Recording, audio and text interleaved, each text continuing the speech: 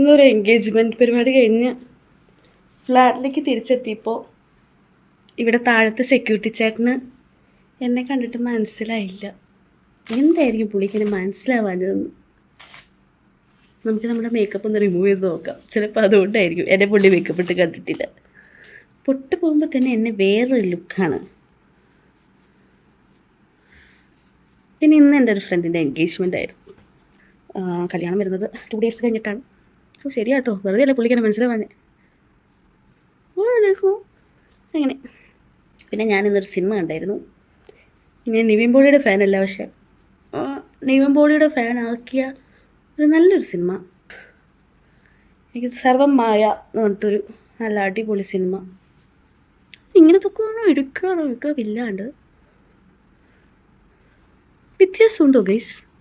നിങ്ങൾ തന്നെ പറ. എല്ലാം പോയി എന്നാണ് എൻ്റെ വിശ്വാസം.